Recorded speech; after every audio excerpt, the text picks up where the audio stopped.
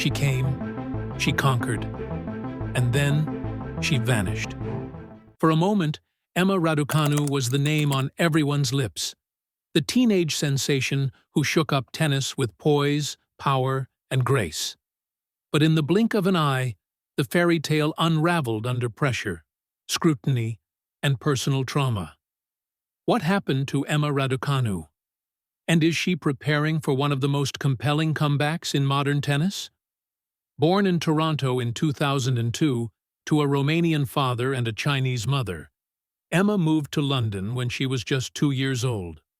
Her parents, known for their rigorous academic expectations and cultural values, raised Emma with a rare blend of discipline and independence. She grew up idolizing Simona Halep's athleticism and Li Na's mental fortitude, traits that would later become cornerstones of her own career ambitions. At just 18 years old, Raducanu made her explosive breakthrough at the 2021 U.S. Open. Entering the tournament as a qualifier ranked 150th in the world, she tore through the draw without dropping a single set, a feat no one had ever achieved before in Grand Slam history. Her final win over Leylah Fernandez was not just a victory, it was a global announcement. Emma Raducanu had arrived. Her victory wasn't just historic, it was commercially golden. With her multicultural appeal and fluent charm, brands lined up to sign her. Emma became the face of Nike and Wilson, though she notably used a disguised version of a Wilson Steam 100 painted to look like a blade. She quickly joined the ranks of Tiffany & Company, Dior, Evian, Porsche, British Airways, Vodafone, and HSBC. By the end of 2022, she was named the 12th most marketable athlete in the world. Her estimated net worth soared to over £12 million, driven largely by endorsement deals and marketing campaigns across fashion, sport, and luxury goods.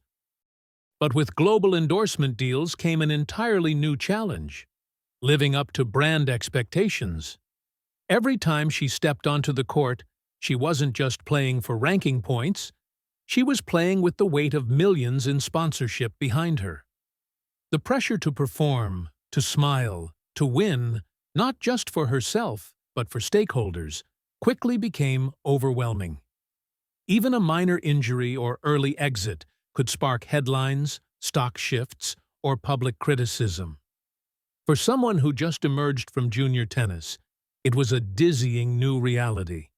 But with overnight fame came intense scrutiny and personal vulnerabilities that no teenager is ever truly prepared for. Her personal struggles. In 2022, Raducanu's life took a disturbing turn. A man named Amrit Magar was convicted of stalking her at her home in Bromley. He walked over 20 miles to her house, left unwanted gifts, and even stole a shoe from her porch. Emma later said the incidents left her feeling unsafe in her own home, afraid to go out alone. The man was sentenced to community service and given a 5-year restraining order, but the emotional impact lingered. Then, in 2025, while playing at the Dubai Tennis Championships, Raducanu once again found herself in the shadow of fear. A man described by the WTA as displaying fixated behavior was spotted in the crowd, the same individual who had previously approached her and delivered a letter at her hotel. Emma, mid-match, broke down in tears and hid behind the umpire's chair. "I could barely breathe," she admitted afterwards. The stalker was removed, banned from all future WTA events, and eventually blocked from even entering the Wimbledon 2025 ticket ballot. While the authorities responded quickly, the incident was a stark reminder of the emotional toll that public life can exact on young stars. Despite it all, Raducanu continues to show remarkable strength. She took control of her mental space, deleting her Instagram, limiting public appearances, and building a close-knit team around her. Known for her quiet, studious personality, Emma is a self-described lone wolf, someone who enjoys solitude and prefers to let her game speak louder than gossip. Off the court, she's a fan of Formula One and a proud supporter of Tottenham Hotspur. While the press often speculates about her romantic life, Raducanu has largely kept that side of her world private. She's been linked in the media to fellow tennis star Carlos Alcaraz, particularly after their joint appearances in sponsor campaigns and an upcoming rumored mixed doubles pairing. But Emma has downplayed the rumors, choosing instead to focus on her tennis and her goals.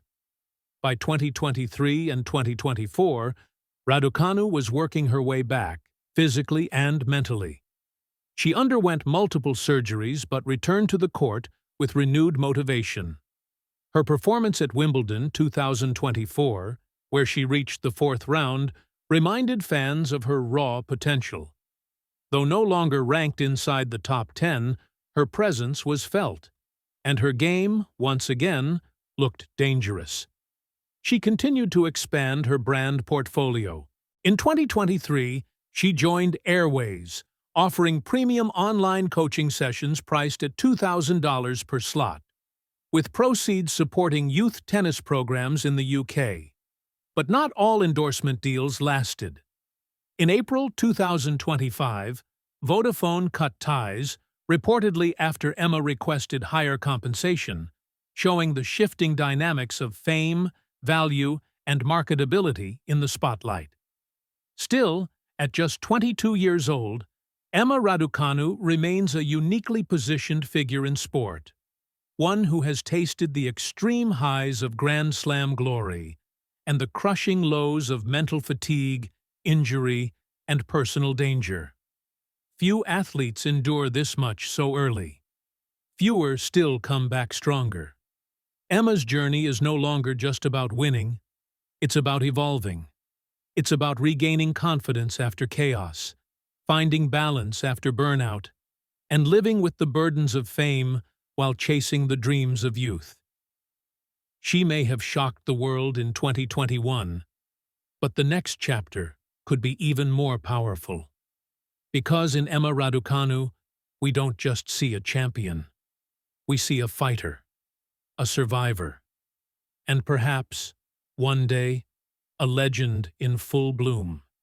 Can she win a Grand Slam in the next 3 years? Drop your thoughts in the comments, hit that like button, and subscribe to follow her journey.